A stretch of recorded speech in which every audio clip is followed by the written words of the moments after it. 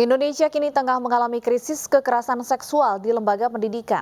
Hal ini menjadi ironi mengingat sekolah dan lembaga pendidikan yang harusnya menjadi tempat aman dan nyaman bagi siswa justru menjadi pusat petaka.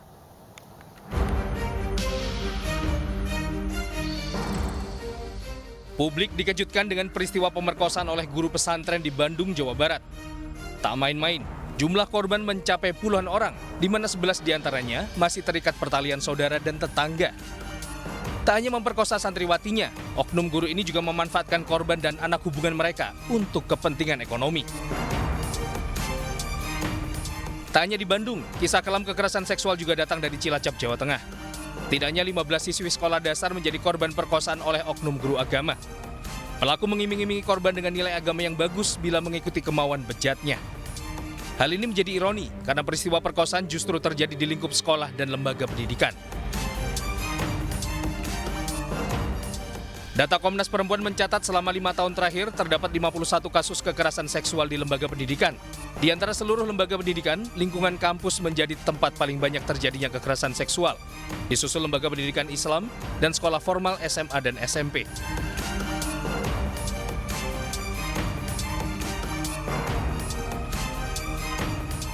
Yang lebih memprihatinkan, pelaku kekerasan seksual di lingkungan pendidikan justru didominasi oleh guru atau ustadz, disusul dosen, kepala sekolah, hingga sesama peserta didik.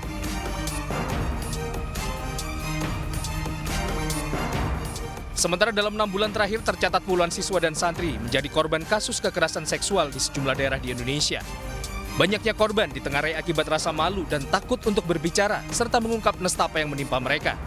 Terlebih karena pelakunya justru orang yang sangat mereka hormati dan anggap sebagai pengganti orang tua.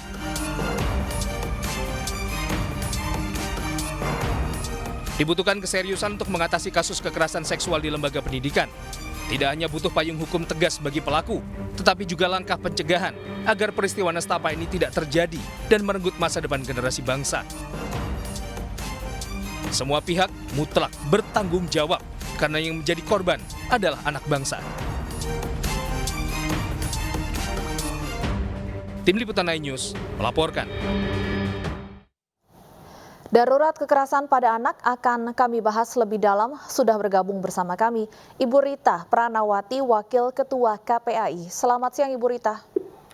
Selamat siang, Mbak. Baik, Bu Rita, hampir setiap minggu ada berita mengenai kekerasan seksual pada anak. Beberapa kasusnya viral dan menjadi sorotan publik. Sebagian besar kasus kekerasan seksual yang ditangani oleh KPAI sendiri. Apa sebenarnya yang menjadi latar belakang motifnya? Ya, sebenarnya kalau bicara kasus kekerasan seksual, ini memang pelaku ini punya niat tidak baik kepada anak, kejahatan begitu ya, karena kan ini terjadinya tidak hanya di ruang-ruang pendidikan, tetapi juga di ruang keluarga gitu ya, yang sebenarnya ada di sekitar anak. Jadi memang ada situasi-situasi yang nggak pasti di dalam konteks pandemi, tetapi kemudian ya tidak single pandemi ya, kemudian ada kompleks ekonomi dan seterusnya. Tetapi pelampiasannya kepada orang yang paling rentan, yaitu anak. Anak kan secara relasi kuasa kan dia berbeda dengan orang dewasa, dia pasti takut, kemudian harus nurut gitu ya, itu jauh lebih mudah dibandingkan dengan orang dewasa gitu. Kenapa kemudian para pelaku ini mengincarnya adalah anak? Dan Bu Rita, banyak kemudian kasus kekerasan seksual yang justru terjadi di tempat pendidikan. Sangat disayangkan, sebuah ironi bahwa tempat pendidikan seharusnya menjadi tempat yang aman dan nyaman bagi anak-anak. Apa catatan KPAI atas hal ini? Ya, saya kira tempat pendidikan seharusnya menjadi tempat yang aman bagi anak.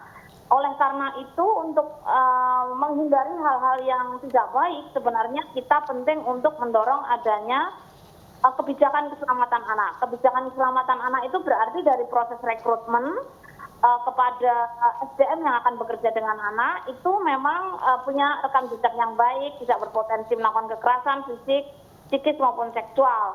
Kemudian ada mekanisme di dalam ruang belajar atau institusi apapun bahwa SOP-nya itu jelas. Misalnya, guru tidak boleh dengan murid hanya berdua. itu tidak boleh, dan apalagi di ruang tertutup ya. Itu salah satunya. Termasuk apa yang boleh dan tidak boleh disentuh itu saya kira SOP pendidikan kesehatan reproduksi itu diberikan. Kemudian juga kalau ada situasi kekerasan yang dialami anak, itu ada mekanisme laporan. Tetapi memang sebelum itu kita juga penting untuk membangun kesadaran orang tua agar anak-anak ini dibekali. Mereka memang orang dewasa yang menjadi pengganti orang tua di sekolah atau di institusi, begitu ya. Tetapi ada batasannya. Mereka tidak sepenuhnya orang tua. Ada bagian-bagian tubuh yang tidak boleh disentuh, begitu ya. Itu menjadi bagian. Termasuk tadi reporting. Jadi kebijakan keselamatan anak itu harus diterapkan. Suka atau tidak suka, apapun institusinya, ketika dia bekerja untuk anak atau melibatkan anak di dalamnya, itu harus punya kebijakan keselamatan anak. Gurunya juga harus punya komitmen untuk menjaga keselamatan anak. Mekanismenya juga ikut begitu ya, sehingga kemudian tidak ada celah untuk terjadi kasus-kasus kekerasan terhadap anak. Baik, Bu Rita, beberapa kasus saat ini tengah diusut bagaimana bentuk pendampingan psikologi kepada korban supaya tidak menjadi trauma. Apalagi disebutkan ada beberapa korban yang sampai hamil dan melahirkan di usia yang sangat muda. Ya, ini memang situasi yang sangat tidak mudah bagi anak-anak ini. Pendampingan ini tentu tidak boleh banyak kelompok terlibat karena itu juga mengganggu psikologi anak korban ya. Kemudian kita menyiapkan tidak hanya pendampingan jangka pendek tapi juga harus jangka panjang. Karena trauma ini bisa jangka pendek maupun jangka panjang. Termasuk kan sebenarnya pemenuhan hak-hak pendidikannya. Ini tidak mudah karena sebenarnya orang tua, keluarga, lingkungan itu juga harus kita edukasi. Karena sering sekali korban ini menjadi korban kedua atau mendapatkan stigma di masyarakat gitu. Ini menjadi PR yang jangan sampai mereka itu korban kemudian menjadi korban lagi karena kondisinya. So korban-korban anak ini juga misalnya yang hamil itu kan tidak pernah ingin dalam keadaan seperti itu. Itu Mbak. Baik, Ibu Rita, selain oleh tenaga pendidik, baru-baru ini juga muncul kasus kekerasan seksual sesama teman dan ironisnya pelakunya masih berusia remaja. Bagaimana hal semacam ini bisa terjadi sebenarnya? Ya, sebenarnya untuk anak-anak ini yang anak menjadi pelaku kepada teman sebaya, ini memang ya ada kekosongan ruang untuk memberikan informasi kesehatan reproduksi.